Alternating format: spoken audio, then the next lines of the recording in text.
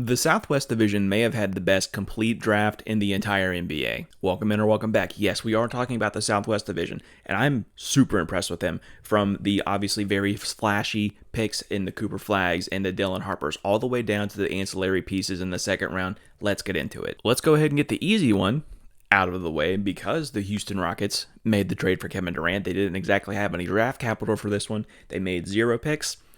Can't really talk about something that didn't happen, now can we? Another very easy one, the Dallas Mavericks only had 1 pick, and they made it count by picking Cooper Flag with the number 1 overall pick. And what is there to say that hasn't been said about Cooper Flag already? I think that he's phenomenal. I think that he is one of the better defensive prospects that we have had at least since Anthony Davis in 2012, and it's very apropos that he is now playing with Anthony Davis.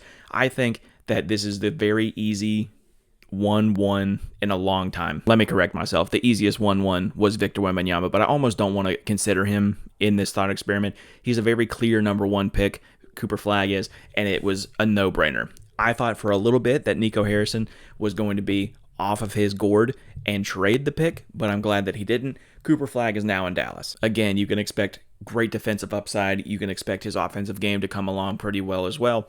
Him playing with Anthony Davis and those pieces, and eventually Kyrie Irving whenever he gets back healthy. I think that Cooper is going to be in for a very, very good career. And with the number 2 pick in the NBA draft, the San Antonio Spurs select Dylan Harper. There was some smoke that they were going to trade that pick for Kevin Durant, for a Giannis. They didn't come to fruition.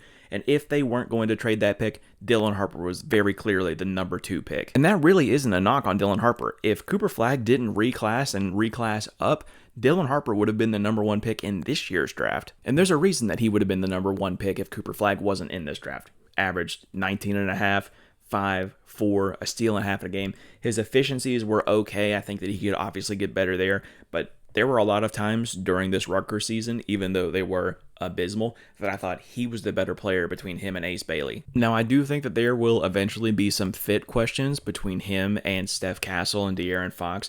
Someone is going to have to be relegated to the bench, and I think, personally, that at some point, they will make sure that De'Aaron Fox is molding these young guys, Stephon Castle and Dylan Harper, but then they will ship him out for future draft capital or some ancillary pieces. I think that the future of this team revolves around Steph Castle, Dylan Harper, and Victor Wembanyama. And when you have that good of a trio, when you have 2 rookies of the year and potentially a third with Dylan Harper, you need to make sure that you are adding great role players around them, and I think they did that with the 14th pick in Carter Bryant. Shout out to the guys over the Baseline Bubs podcast. We've talked about this ad nauseum about what the Spurs need to do to build around that core that they have, and specifically with this 14th pick.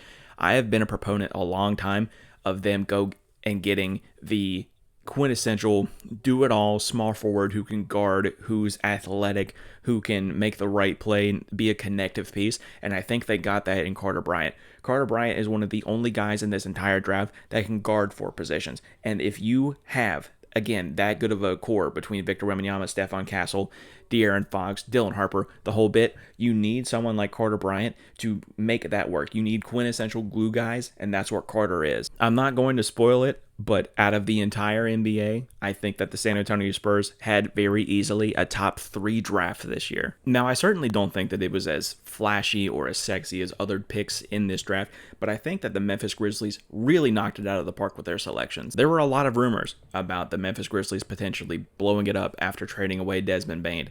They thought about getting rid of Ja Morant. They thought about getting rid of Jaren Jackson Jr., and it really doesn't look like they're going to do that. Because with the 11th pick, they picked up Cedric Coward out of Washington State, and I have made a short-form video about him already, about everything that I've seen, his game tape, his intangibles. I think that he's going to end up being a 12 to 15-year pro, and he is never, ever going to suck. Because he's 6'5", he plays the shooting guard, so I think you can slot him in with Ja pretty easily, but he's 6'5", and he has a 7'2" wingspan.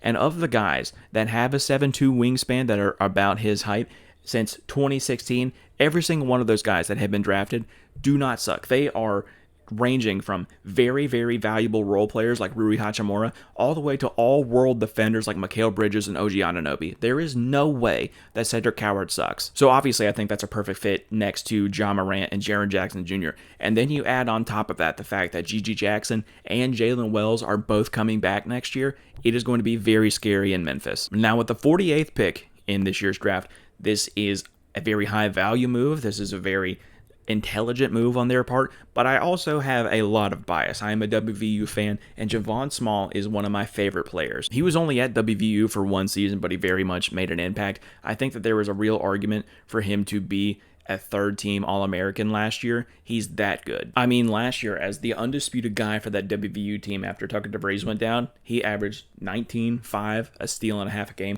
on great efficiency. Shot 35% from three, and while I think that could obviously be better, his mechanics look good, so that's going to come eventually. To get a third or fourth team All-American point guard this late into the draft is such good value, and it shores up their guard room. I loved the pick for Memphis. And then with the last pick in the draft, they picked up Jemai Mashak, and I think that that could be more of a vibes pick than anything, as respectfully as possible, because all of these players are a billion times better at basketball than I will ever be.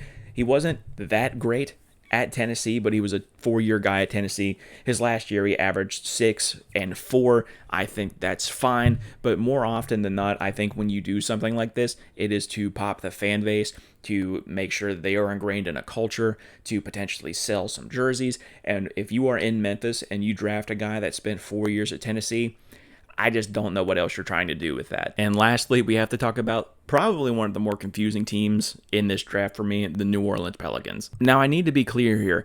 I don't think that the picks necessarily were bad. It's just the stuff surrounding the picks. Some people said that taking Jeremiah Fears at number 7 was a reach. I really don't think so. I think that he's a great facilitator. I think that eventually he won't be so abysmal at shooting threes like he was his 1 year at Oklahoma. I think that that was the correct move. And honestly, I don't hate the move at number 13 picking up Derek Queen. I think that there are some weird fits next to Zion Williamson. I think that both of them do a lot of similar things on the basketball floor.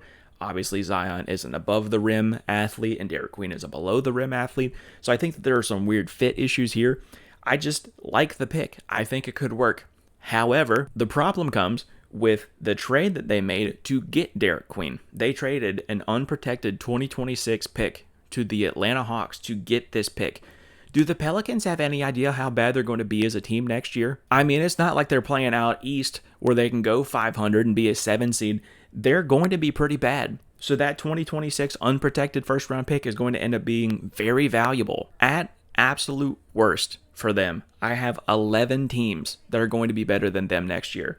Oklahoma City, obviously, Denver, Minnesota, the Clippers, the Lakers, the Warriors, the Rockets, the Grizzlies, the Mavericks, the Spurs. Every single one of those teams in their own division are going to be better than them. So at best, you are going to be an 11th seed in the West. They were certainly the talk of the town in the first round of the NBA draft, but for the second round, they tried to be a little more nonchalant, drafting Micah Peavy at number 40. And again, when you are drafting that late into the NBA draft, it is never a bad idea to add shooting to your team. Micah Peavy last year shot 40% from 3, albeit on about 4 attempts a game, but if he gets good PT, you'd have to imagine that those numbers go up. And on top of that, last year at Georgetown, he averaged 17 and 2.5 steals a game. So while I'm very confused why you would give up an unprotected 2026 pick next year, adding a 3-and-D guard like that is never a bad idea. If that trade with Atlanta never happened, I'd have to imagine that this is a pretty solid draft grade from me. I'd have to imagine it's at least a B, but because of that trade, it's throwing a lot of question marks for me. And that's it for the Southwest Division. Who do you think had the better draft? The Mavericks, the Spurs, or the Grizzlies? You let me know down in the comments. While you're down there, check my description. I got a link tree down there with all of my socials: TikTok, Instagram, YouTube, Twitter, Blue Sky, all the places if you want to connect with me. But that's going to do it for me today. Be kind, tell somebody you love them, and I'll see you in the next one.